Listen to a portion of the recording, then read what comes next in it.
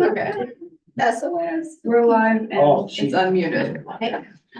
So welcome to our regular meeting of council in person and live stream electronically Tuesday night, December 19th.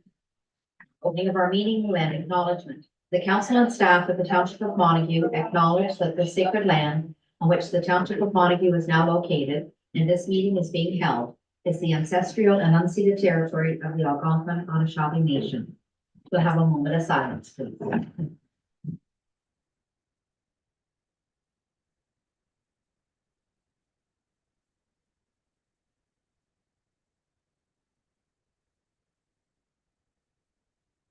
Thank you.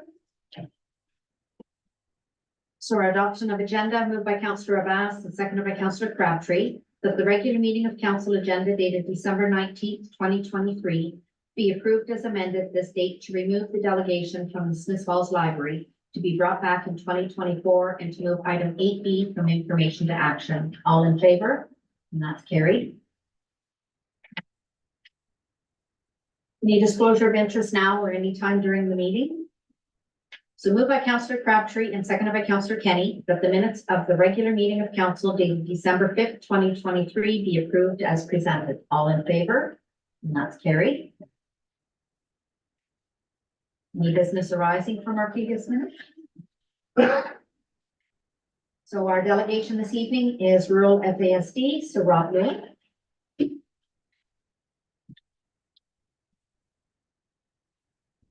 Thank you very much.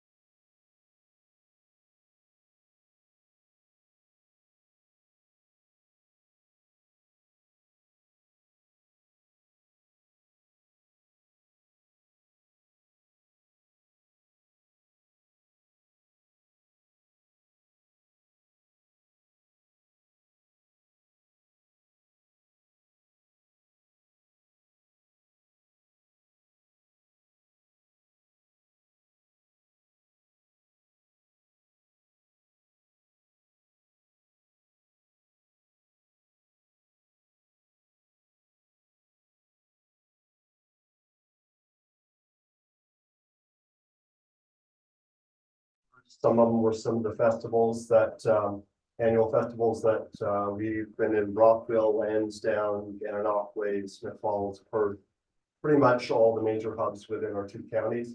Through that, we actually track how many conversations we have with folks really around, bringing awareness to FASD. And so far to date this year, we've had over 8,000 conversations with folks, to give you some perspective on that. You may remember from last year, we were the recipient of the Trillium Fund, which completely changed our organization. We have 3 employees now. We have an full-time executive director, as well as a full-time system navigator, and then a part-time administrative assistant, social media guru, and marketing individual to help with that. Right now, we currently stand at 3 funders. Trillium is essentially 80% of our funding. We do have a lot of very generous donors who are helping our organization out as well. And then this past year, Scott Reed also selected us as his charity of choice for his donation this past year. I share that because obviously my next slide is going to be looking at a possibility of creating a festival within Montague with working in collaboration with your folks. I want to make sure that you understand we very much have the capacity to do this. The one thing that I do want to share with you, though, is really about our primary profile. And it's not something we market a lot publicly because of really the reputation and the stigma that comes along with it. But I want you to think about who our children are and who our families are. And so when I talk about the fact that we are right now, we're about 85% of our families are adopted families. These adopted families, the children came into our families as a result of through the Family and Children Services. To understand how a child becomes available, how a child is adopted, I think we definitely know that there is major things that have to happen in their lives. And so when we talk about the fact that we are always talking about lived trauma, and it's going to be multiple trauma, in order for essentially a judge to be able to say, with documentation and evidence, this child can't be with this family anymore. They have to be with another family. That's what it means. When you take into that account, and then you add in the fact that our children are also now dealing with multiple disabilities, because in order to be diagnosed with FASD, you have to have at least 3 different disabilities. There has to be an intellectual disability component, there has to be a physical disability component, and there has to be a communication or speech disability component. There's actually a study out there, they can actually potentially have up to 428 different disabilities are now been determined associated with FASD. I can tell you my middle daughter has 12 different disabilities associated with them. So FASD is complex, it's hard. And that's when you take that into account, it's also why that sense of belonging, and particularly that sense of accessibility, becomes a whole other layer. And that's really what we're trying to accomplish within our organization. It's that awareness piece of when we talk about accessibility, accessibility is a lot more than built environment. Accessibility is about, number one, information sharing. It's about communication. It's about being even accepted for who you are, recognizing there's going to be sensory components involved with it. Lots of times the environment is going to be really difficult to manage. I can tell you that we arrived 15 minutes early. We very deliberately scouted out this room. We very deliberately have a plan right now. If the sensory becomes too much, we know exactly what we're going to do and how we're going to manage this. And it's all those thoughts that have to go into this. So, how do we accomplish this?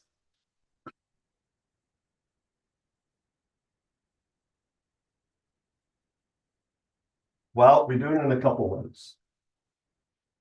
First one is we've actually had an ongoing partnership with Carleton University now. We're actually looking at having our third MS Master of Social Work student intern with us this upcoming year. We've had 2 already. The first one that we had, Brooke Robinson, did a really comprehensive study of all the social services within the 2 counties. We were able to determine there's actually 72 different service organizations within the 2 counties that serve one of the 12 sectors that people with disabilities have to be able to access in order to be able to create positive life outcomes. One of the 12 is community engagement. Community engagement is the category that basically recreation, volunteer opportunities, and those types of things kind of come under. If I was to ask you, how do you build your network? How do you meet people? It's really 3 main areas where you're going to accomplish that. You're going to accomplish that through your family, you're going to accomplish that through your work, and you're going to accomplish that through your community engagement. Whatever service organization that you're part of, whatever volunteer opportunity that you've had, whatever people that you run into at events and festivals. We determined from our environmental scan, community engagement is actually the least accessible of all 12 sectors in Lanark County right now. I understand why Lanark County right now does not currently have an active accessibility committee, advisory committee. You guys are in really tough shape. Like, I don't even know who you would go to at this point because you don't have that resource available. So it is with that recognition that accessibility is definitely an ongoing conversation. And that's really why we're trying to create that awareness piece in these delegations and presentations that we're doing. That was the focus within the events and festivals that we did this summer, was getting people to understand, what does community engagement accessibility look like? It's why we're so excited with the Perth Polar Bear Plunge. They were literally the first ones to reach out to us and say, look, we want you to be part of us. We want you to be the recipient this year. That was huge. Scott inviting us to walk with him at the Smith Falls Santa Claus Parade. Again, absolutely huge for us. We had 32 of our members show up as a result of that, because we so rarely get those opportunities. And so with that in mind, this is what our proposal is. Oops. Okay.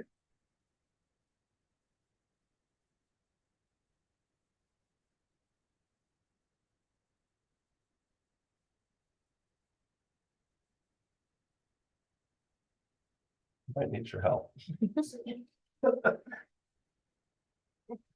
It's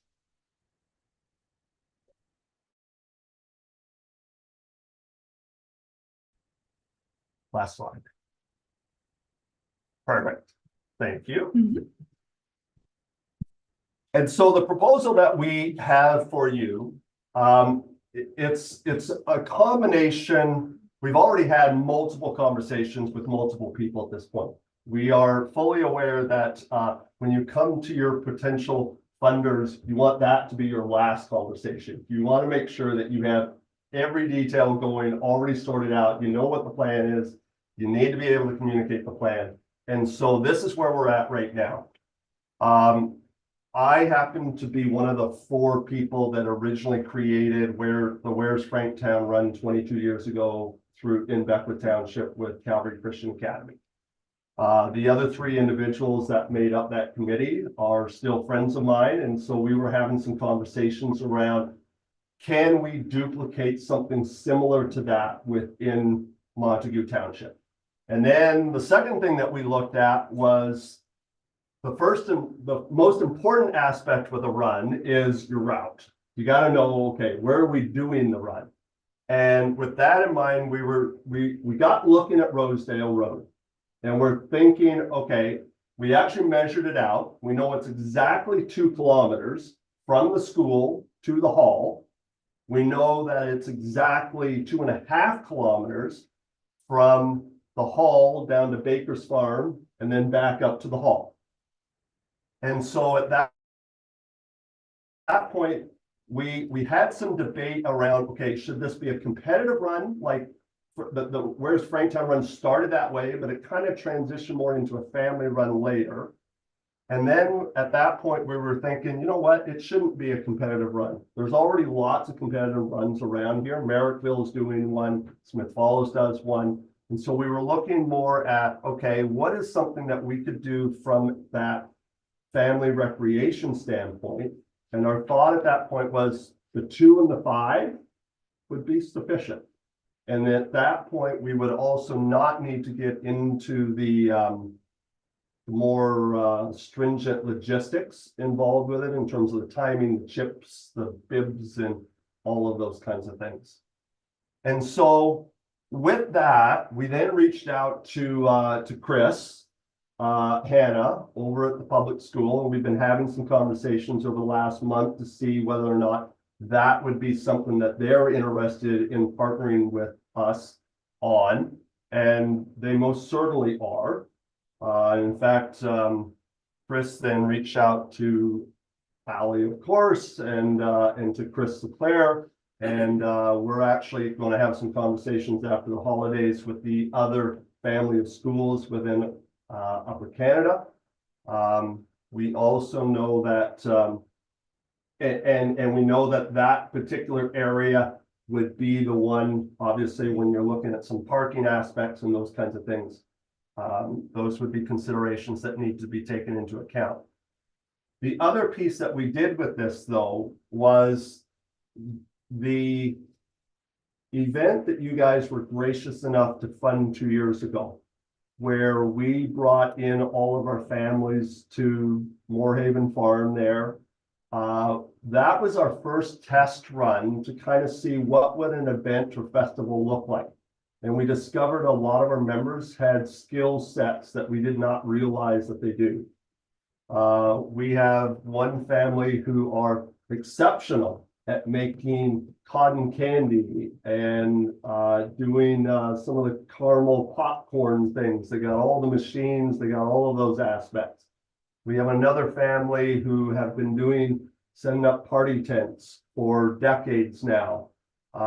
We have another family who have some singing and talent show skill sets, I think I would describe it as. And so from there, and we got the opportunity to kind of practice that 2 years ago. We did a little bit more of it through the events and festivals this summer.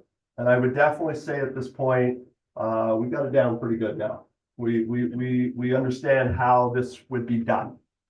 And so it's with all of that in mind that we wanted to bring it to you folks first. And the primary reason for it is because you guys were the first ones to partner with us.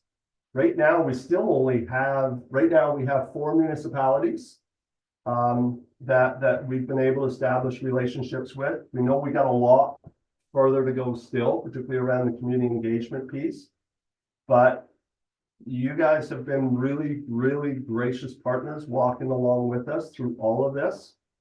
I don't know if you're aware or not, but all of our YouTube videos, and just so right now, Rule FASD has the second largest FASD video library in Canada. We're actually, it's in the earlier slide, it's hard to imagine, but we're actually the 4th largest organization in all of Canada right now as it pertains to supporting people with FASD. And if you go to any of our YouTube videos, you will see that the location of every one of those videos is listed as Montague Township. We very much want to be able to continue doing promotion of this township. And so we really see this as a great opportunity to be able to bring in a lot of the other folks that we're connected with right now and bringing some awareness. So at this point, I would take any questions.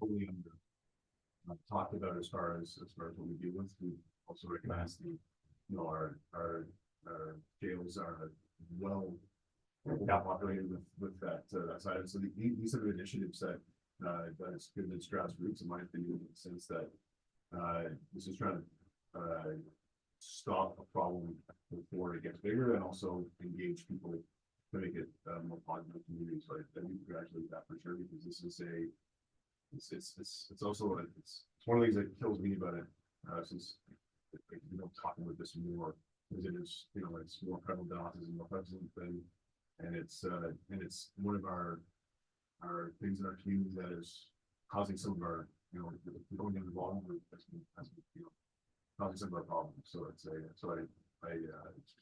thank you for this. I think it's great for more and more people to hear about it too as well. Thank you. Well, thank you. Absolutely. Any more?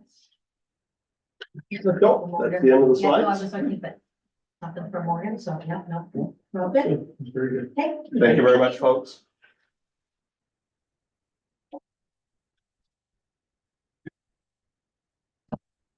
Report of municipal officers, we have none, so reports of committees. Moved by Councillor Kenny, seconded by Deputy Reed Carroll, that council approve the minutes of the committee of full meeting of December 5th, 2023, and approve the recommendations contained within. All in favor? Carried.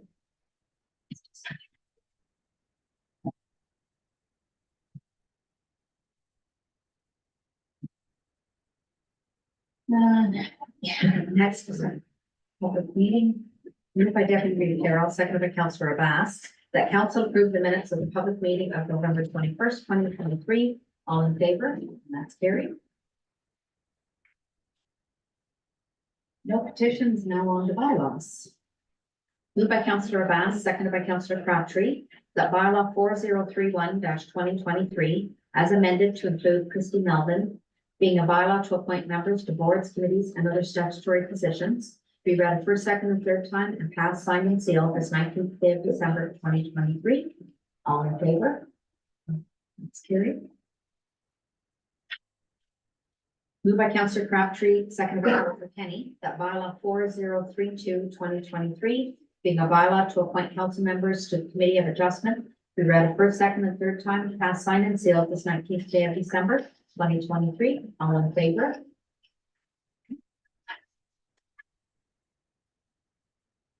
Moved by Councillor Kenny, seconded by Deputy Reed Carroll, that bylaw 4033-2023, being a bylaw to amend zoning bylaw 4378-2015, ZB 23-003, gift the VAT, be read first, second, and third time and passed, signed, and sealed this 19th day of December 2023. All in favor? And that's carried. Moved by Deputy Reed Carroll, seconded by Councillor Abbas, the bylaw 4034-2023, being a bylaw to establish remuneration and expenses for members of council and local boards, be read first, second, and third time, passed, signed, and sealed this 19th day of December 2023. All in favor? And that's carried. Moved by Councillor Abbas, seconded by Councillor Crabtree, that bylaw 4035-2023, being a bylaw to establish an expense policy for the Township of Montague, be read a first, second, and third time and passed, signed, and sealed this 19th day of December 2023. All in favor? And that's carried. Moved by Councillor Crabtree and seconded by Councillor Kenny, that bylaw 4036-2023, being a bylaw to authorize the borrowing of money to meet current expenditures for the year, be read a first, second, and third time and passed, signed, and sealed this 19th day of December 2023. All in favor? And that one's carried. Moved by Councillor Kenny and seconded by Deputy Reed Carroll, that bylaw 4037-2023, being a bylaw to establish the calculation and collection procedures to be implemented for the interim tax billing process, be read a first, second, and third time and passed, signed, and sealed this 19th day of December 2023. All in favor? And that's carried. Moved by Deputy Reed Carroll and seconded by Councillor Abbas, that bylaw 4038-2023, being a bylaw to adopt a boundary road agreement with the Township of Beckwith, be read, read a first, second, and third time, Passed, signed, and sealed this 19th day of December, 2023. All in favor? That one's carried. So that ends the bylaws. Motion, notice of motion, I have none. Action items, council assigned tasks from December 2023. Yeah. Thank you, Chair. So I'm just gonna speak to a couple of items here. So there was a request, and it's under unfinished business this evening from the South Roof Peninsula, the Amend Highway Traffic Act. So we did get clarification, on that, and it was the ability to erect signs to charge on all roadways. I don't think that was the intent of our council. Okay, so just so that we're clear on that one. So we did have the delegation for rural FASD, so we will bring back a report in January for council to discuss that request from the 2024 municipal donations, as well as we followed up with Rito Search and Rescue and asked, and they have not requested any funding from any other municipalities, so we'll bring that back to you in January. But I just wanted to make that clear so that there's no direction this evening just from the delegation. We'll bring something back. Those were the two main that I just wanted to touch base with council because they were effectively included in this evening. Okay. So moved by Deputy Reeve Farrell and seconded by Councillor Abbas that council accept the council assigned tasks presented this date as information. All in favor? And that's carried. And information items to action is B, Girl Guides World Thinking Day proclamation request for 2024. Moved by Councillor Kenny, seconded by Councillor Crabtree, that council acclaim February 22nd, 2024 as World Thinking Day, and that council acclaim World Thinking Day as February 22nd each year during the council term of 2022 to 2026. All in favor? Chair, so, we did, this was our first year of putting Christmas lights up, and because Montague's colors are green and blue, we proactively were thinking of World Thinking Day because Councillor Kenny did bring this forward last year, and we did it last year. So we've set up our blue lights that, in February, the green lights won't come on and our blue lights will, so we try to be proactive that we could, use the Christmas lights for both. So moving forward, we would do similar. So we've addressed our unfinished item in our council assigned tasks. So at that point, I'll open it up for any questions.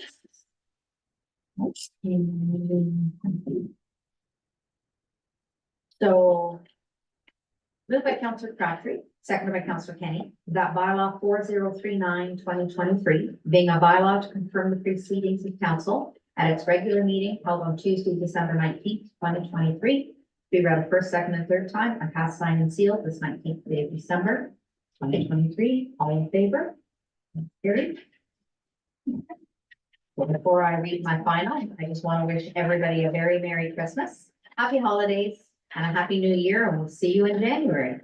So with that, moved by Councillor Kenny, seconded by Deputy Reeve Carroll, that council adjourn the regular meeting of December 19th, 2023 at 6:29 p.m. until January 16th, 2024 at 6 p.m. or at the call of the chair. All in favor? That's carried.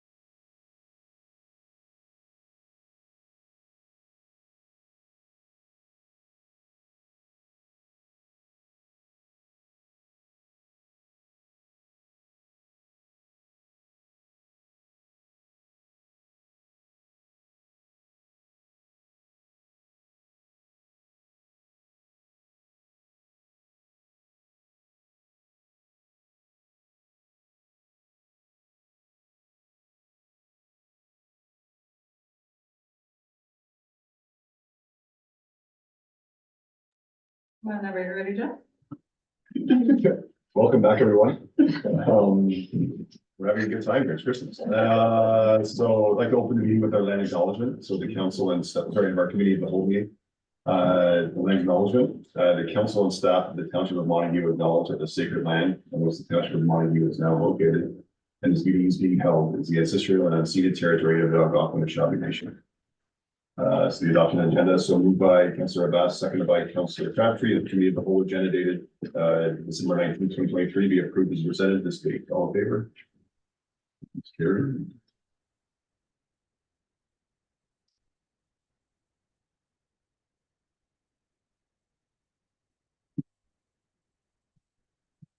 So I guess the first thing we have is the road widenings from Kirsten. That's gonna clean up some old stuff. Good evening, council. So it is a standard condition in severance applications that the applicant consult with the township's public works department to determine if any road widening will be required as a result of their lot creation. This might be necessary because the existing road width is inadequate, or there might be a need for future realignment. If road widening is required, the applicant is responsible for having the portion that is being conveyed to the township surveyed and transferred to the township at their expense. The municipal act contains provisions that all road widenings are to be assumed by the township by bylaw. And during a review of road widening transfers to the township since 2015, it was noted that there are 33 road widenings that have occurred that have not been assumed. So accordingly, attached to the report you have before you this evening is a draft copy of that assumption bylaw listing the 33 properties, and they've been broken down by road as well for your convenience. So once this bylaw is passed, a certified copy will be required to be registered on title to each of those properties that's noted in the schedule to the bylaw. And the cost that's associated with this will be approximately $3,750. That's legal fees, disbursements, and HST, of which I know we get a portion back.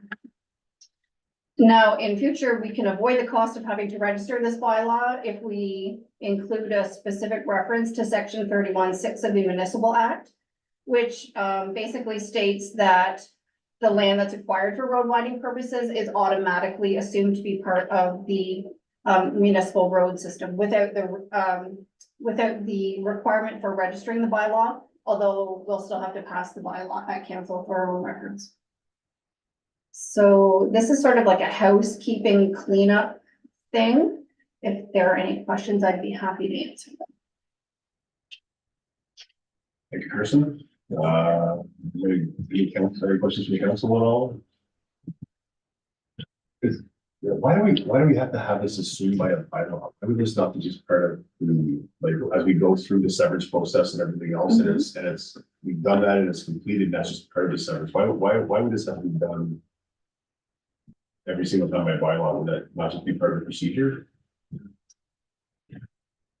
I'm not exactly sure I understand. So, each time we acquire a portion of road widening property, there should be a bylaw passed each time. Like when we, this is like when we do a severance, or someone does a severance, we Right. make sure that we have the right. Yep. With the road widths and everything else. Correct. Like, is that just one of those sort of provincial rules that has always been in there, like it's a. It is a part of the municipal It's act part of the municipal act that we have. that we have do to, a bylaw we have to for have a that. bylaw for the assumption. The thing that came to my attention that I was a bit surprised by was this section of the Municipal Act 31(6) has been in the Municipal Act for a period of time. And of those 33 road widening transfers, not one of them included that reference. And it's unfortunate because if it hadn't been in those transfers, and I didn't even know that clause existed until I was speaking with the solicitor that gave me this quote, and because I thought I was gonna have to do it completely different and it would be a lot more expensive. Fortunately, it wasn't. she said if that clause was included, then you don't have to register the bylaw as well. So we just have to, for record keeping purposes, have to have the bylaw passed by council, but it wouldn't have to be registered on title. Yeah. No, I think that's great. It's one of those things where I guess, my question is because, I guess it's new, this is in my, we never have it come to us. I before know. Because in the, so I thank you for catching that and, There's been a lot of work researching and going back quite a few years just to see which ones had happened, and did some we had and some we hadn't, or these are all the ones we. basically everything from 2015 Yeah. forward, that resulted from severances hadn't been assumed by bylaw. Mhm. So this is fortunately like an omnibus bylaw where it's all under one. It was at first thought we might have to do a separate bylaw for each property. So that would have been 33 separate bylaws, but we're able to incorporate it all into one. Well, we thank you for that, because both three judges and I would probably not want to do that yet. So that's No. fantastic. So it's. No.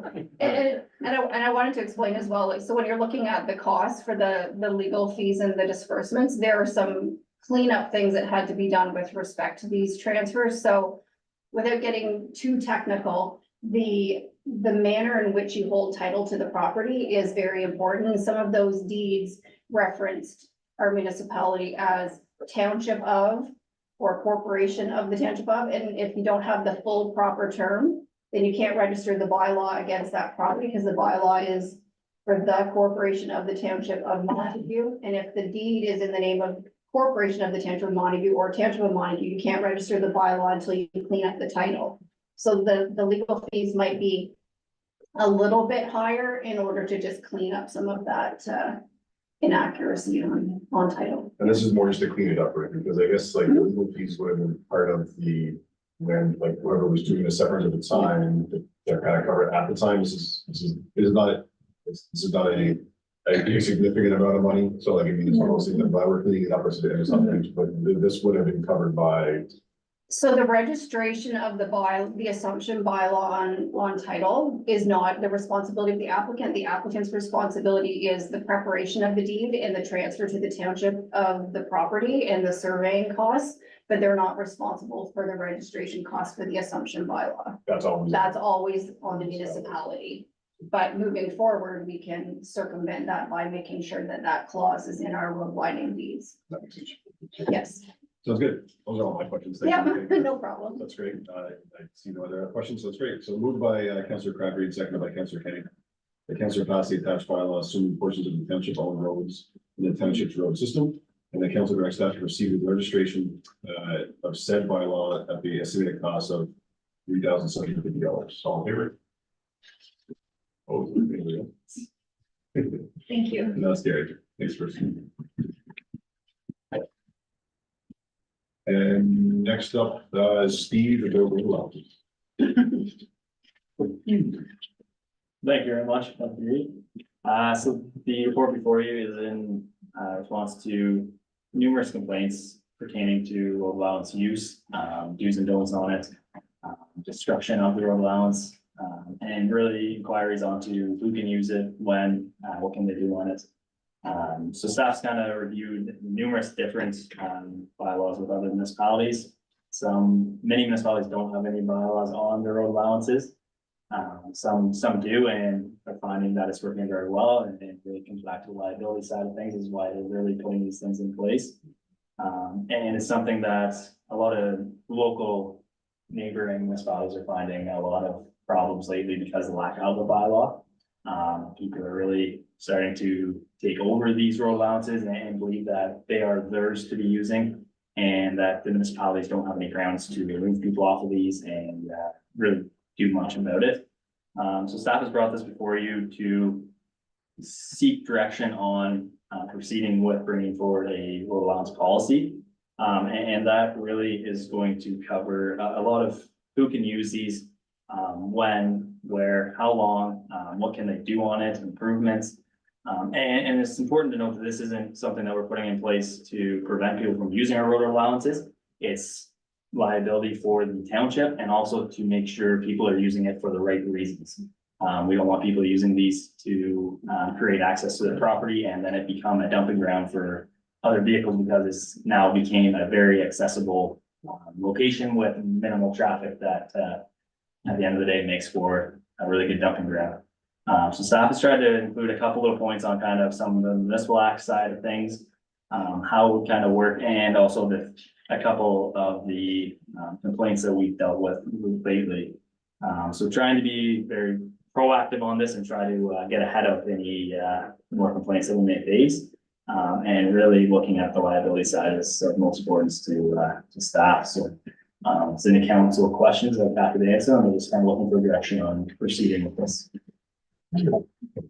Thank you, Steve. Yeah, we'll go right into this. So, Jim, sure. Okay, here we go, with some. No, no, I just wanted to, I'm just trying to, excuse me. I'm just trying to figure out with the road closures that we have, if someone's paying taxes in there in the land, whether it be a hunting camp or something, how does that work for us the way it's set up right now? So if somebody's using. Or using it as farmland, or, you know, like they're taking a tractor down this road and they're hauling hay off a field and then coming So back. the municipal act really states that you can use it majority for foot traffic, horseback, for instance. Really is how it's directed, and you can do absolutely zero to alterations to that. So if you're taking a tractor and you are damaging any trees, anything on that road allowance, you are liable. So individuals that are taking the tractors and are actually driving over trees, you're damaging municipal property. So at the end of the day, if this was to come forward, there'd be agreements that would be put in place that the municipality council as a whole has the authority to say, listen, we want agricultural use on these road allowances in this specific spot, and you can widen the width to 6 feet to access with your tractor. But if there's nothing signed by bylaw, those individuals cannot do anything to those road allowances. Currently, right now, there is, I think, 2 or 3 road allowances with bylaws similar that are 450 kgs maximum vehicle. And there's been, as I indicated in the report, there's individuals that use that as hunting land, and they'd be really willing to enter an agreement with the municipality. And there's been others that staff has directed to look at entering into agreements with the municipality for these kind of situations. And they feel it's a waste of time for them and they don't want to go through that process. So I mean, written agreements at the end of the day and bylaws are the way things are going, and it's the best way to do things, and that's what staff's really encouraging residents to do. So you can't do any alterations to this. That's it. Question. Yeah, Gerald. So we currently already have the bylaw in place. This is more of a dot I's cross T's thing we're doing. We have the municipal act in place right now. We have 0 bylaw approved by council for all road allowances right now. We have specific 2 or 3 individual bylaws that locate Bell Line down off Gilroy Road, Wood Road allowance in that area. There's something specific there that no vehicle greater than 450, but there's numerous, like hundreds of kilometers of unopened road allowances in the township that currently have no bylaw. And it's basically open liability for the township at this point. Yeah. Thanks, Chair, just to extend on that. So there are a couple of bylaws, for agreements on the road allowances for like the snowmobile clubs, which state what they can do for maintenance and those that they provide us insurance and all those things, so that we're covered on any liability that they're doing to our road allowances. And I think that's what the public works manager is bringing forward, saying, you know, that there's no issues with having these agreements as long as everything's in place properly.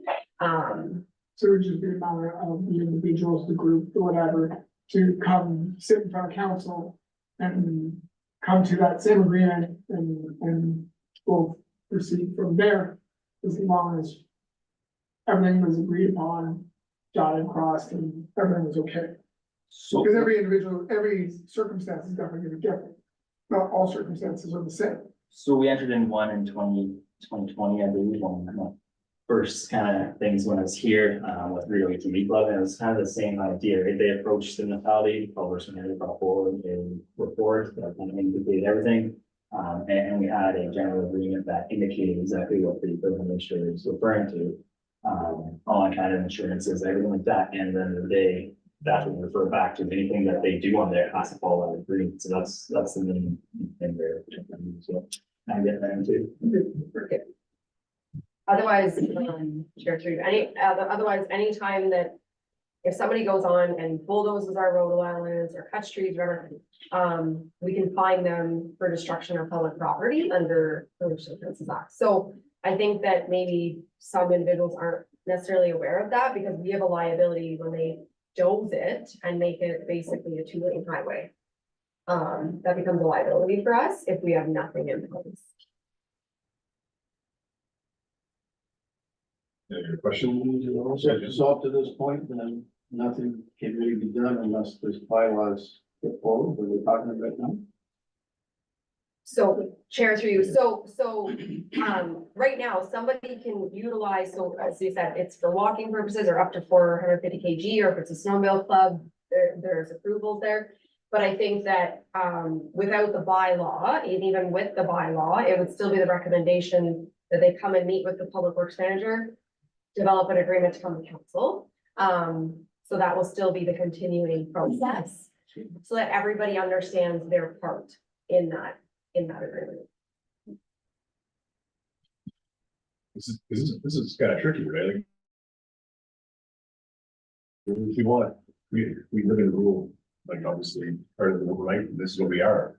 And we want to, you know, make sure that, you know, people are able to utilize and get access to and can go places they want to go and all that kind of stuff, right? But we also have a duty for all the residents in the township to make sure that we're not putting ourselves in a legal bind. And if we know about certain things and they're doing that and we don't have anything that's protected and someone may get hurt on it, then we could be in a lot of trouble as far as that goes. And if our insurance company says, well, you knew that they were doing that, you didn't do anything about it, then what does that mean?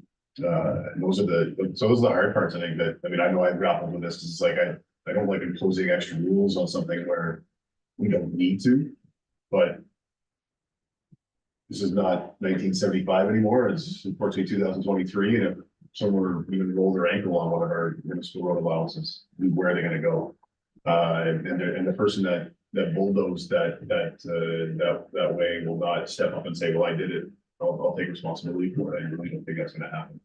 So those are a lot of the struggles that I know when I've read through this and I've asked, you know, like conversation with Steve too as well, where it's like, I don't really have any interest of trying to make it harder for people. And I think that's got to be, if we're going to come back with this, it's got to be evident that we want to work with the public in order to let everybody enjoy the rural world of Moncton. That's my opinion, my perspective, and I think most are going to agree with me. So I don't know what direction we can give back to staff, but I think it's something that we need to bring it back for discussion. That's really the purpose of this, right? Is it bring it back for a bigger part of discussion or no? That's what the direction to develop the policy. So to develop a policy, to bring it back, and then we can discuss it too as well, right? That's the other part too as well. Like, but I think part of that direction is, again, like how are we gonna do that to make sure that it's and I think staff has that same mentality as far as trying to make it as easy and open for the public as much as possible too as well, right? So it's The way I understand this is we're not trying to make it difficult. We're just trying to make sure that the i's are dotted, the t's are crossed, that if something should happen to someone or anyone, unfortunately, and that we are not liable as a municipality, that we don't have to go after the taxpayers, the ratepayers of the municipality for said infractions. So the few that want the changes need to come and do their due diligence and come visit and see if we can come to an agreement. that's a good, yeah, I think that's So that's like, I'm just trying to make it for the people that are watching, that they can understand that it's not that we're being the villain, we're just making sure that they get what they want. They just have to do their due diligence. For the most part, I'm not gonna say always, because there's always those ones that you can't. But we're doing it to protect everyone else. Yeah, I think that's good. I think, does that kind of clear things up? Yeah, is that good for staff as far as, sorry, Jim, I don't want to cut you off. No, that's okay. I don't want to come to it, but is that clear for staff as far as the direction bring it back, I guess?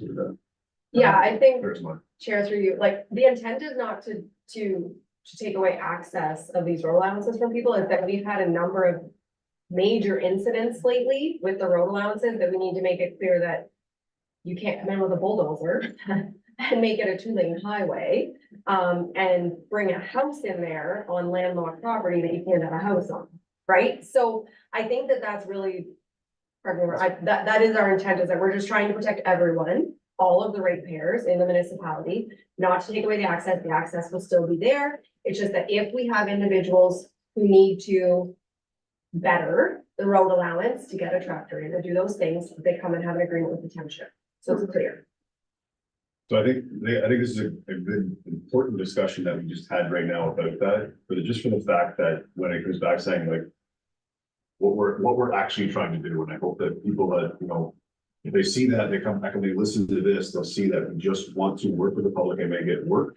And also like, just have that conversation with us, so we can have that, so I think that's very important, and also to deal with, some that are really over the line too as well. I mean, that's an obvious one, bulldozing a road allowance. I mean, that's something that we all do, we can't have that too as well. And sorry, Chair, just to expand on that, is that because they may not just be doing damage to our public property, it may be the neighbors who own the property next to that road allowance, because they have no concept of our actual lot lines, which again has happened with this other dozing one, is they've damaged other people's culverts, other people's infrastructure. So that's more kind of the perspective of it, is that Steve, like the public works manager, can work with them on, this is our portion, this is what the road allowance we would approve in the agreement for the use.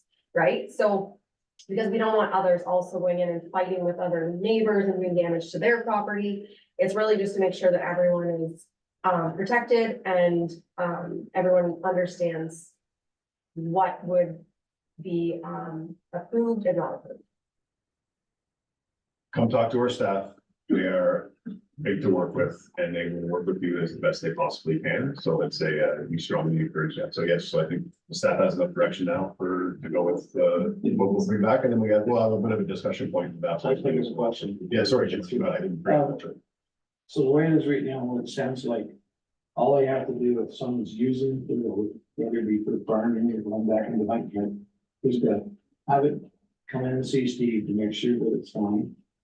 You know, we're not the way we went. And what happens, and my next question is, if we have that other person that's strong-headed, we'll say, and doesn't want to commit, what happens after this is passed? That's my next question. Yes. So Chair, through you. So I'm just gonna use the bulldozing one as an example. They will be served with a no trespass, and they will no longer be able to utilize our road allowance. And if they do, they'll be charged every time they step onto it. And that's obviously the drastic side, because they've done substantial damage to ours and neighboring properties. So really, there's no reason to be stubborn and not come in and do an agreement with the municipality, just to make sure. And I think that they also need to keep in mind that if you're in a landlocked position, you want this agreement. Because otherwise you have no access to your property, technically. And you still tax somebody on the property if they can't get to the property? Absolutely, the municipality has landlocked property too. Just a question I wasn't Still, sure. So- it may have a lesser assessed value because it is landlocked. So when property is landlocked, again, kind of off topic, but you can't build houses and you can't get permits and things like that. So it would have a lesser value, but you would still have an assessment. I think the biggest thing to reiterate is this is again, put in place for liability. And we're really trying to work with people. We're not trying to prevent anybody from using their property. We're trying to make sure the liability is covered. And all we're asking for is council moves forward, that will be written communication, requesting access, and staff is going to do the work. Bring forward a formal agreement, council approves it, the individual signs off on it, and it's formal. Doesn't matter what staff is here. They have a formal agreement to use their land properly, and this is what they can do there is lay it.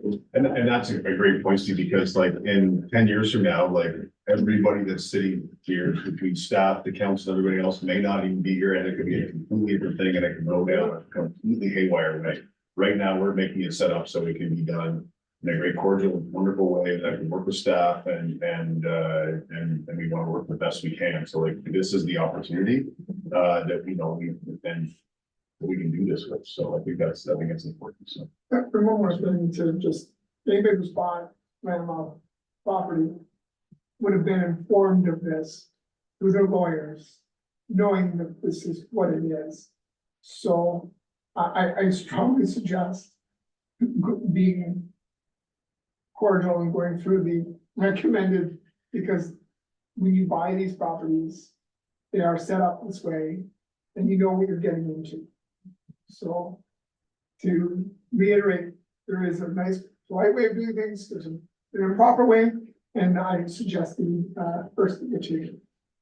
That's great. In 50 years from now, when we have flying cars, we have to worry about it. Thanks, Steve, for that, and I look forward to, again, this discussion we're gonna have again. When it comes back, so that's fantastic, so. All good for that? Okay, sounds good. So moved by Councillor Kenny and seconded by Ruth Jennings, that that staff be directed to draft and place a road allowance policy on the upcoming council agenda for discussion. One quick question, I can write the council or that going to be the whole first for discussion first? So the draft bylaw will go to committee of the whole. Maybe the whole first case, so I can, okay, it's pretty, let's see, all in favor? Okay, and that's there you go. That's it for the committee of the whole, nice short one before Christmas, which is fantastic. So, no reports, committees, no petitions, no motions unfinished, before that. Do I have any questions from the audience? We got a couple. We gotta take Tom first, yeah. Okay, it's related to Steve's remark there. Now you're talking about unopened road allowances. What about unmaintained road allowances in the township? What's the policy on them like? Because they're not maintained. So if a tree falls down, then the people that own the property back there are landlocked. Wilson Road is the one I'm speaking of. There's at least 6 properties, which one of them is partly mine, but I have a driveway in from the other side of it. But Wilson Road is also an access to my property. Now there is some recreation property back there that different people use at different times of the year, mainly for hunting. So how is this policy going to affect these unmaintained roads? Are you asking, can we move the trees? What's your question? How is this going to affect, if a tree falls down, then the people back there, if they can't move the tree, they will be landlocked. So when you're writing up your policy, you should consider these unmaintained road allowances. Steve, you have a comment? So we do have a bylaw that was passed in 2021 that does name all municipal standards that we're going to be completing on all municipal roads. Any roads that are not named in there would be classified as a 6C road, and the classification for our standards are related in those, which is and I think it would be done in conjunction with our bylaw. And there will be minimal maintenance completed on those roads, because we do not complete any maintenance on this. So that bylaw that we currently have will come before you as an attachment to this existing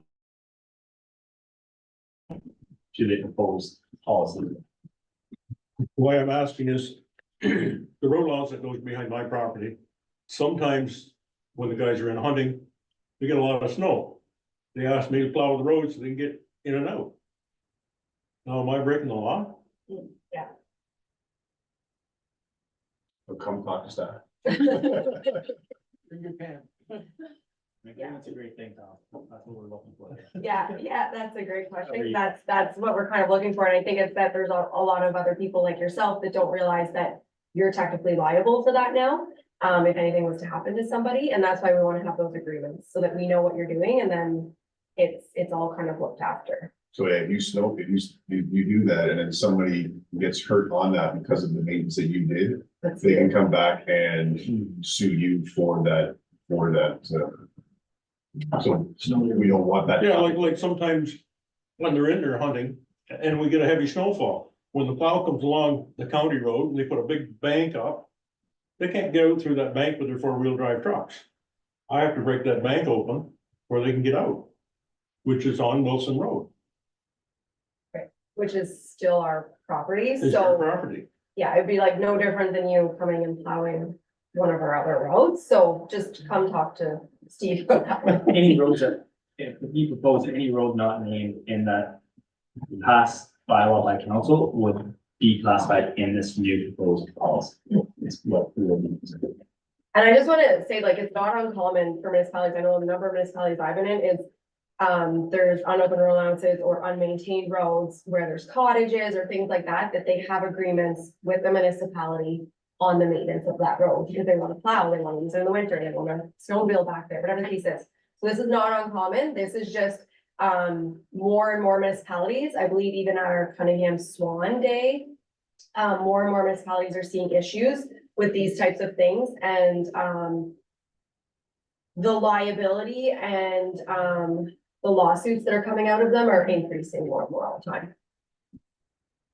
I think that, it'd be nice to hear, like, as we bring that bylaw forward, a couple examples of those legal, because we talk about those things, but it'd be nice to bring those examples, because we say like, here's a legal examples of why we're doing this, and if this happens in Montague, this is that, they go, what can happen to it for the results of it, right? So like, once again, it's trying to work with the public as much as possible to not have that legal issue that is happening, like Allison said, this is happening right now. It hasn't happened to us, and the biggest word on that is yet. So how do we make sure that it doesn't happen to us and that we're prepared for it? Because if in 3 years from now, if we basically say we're not gonna do anything and something were to happen, it's gonna come back into this council and say like, you guys knew that, you didn't do anything about it. And there could even be a legal reprimand on us too as well, because we knowingly ignored that too as well. So that could be another large concern of that too as well. Well, even for like your town, snowmobile and forward trails. My friend has 250 acres and the snowmobile trail goes through, they have to, the snowmobile actually have to insure his property to allow them access to it.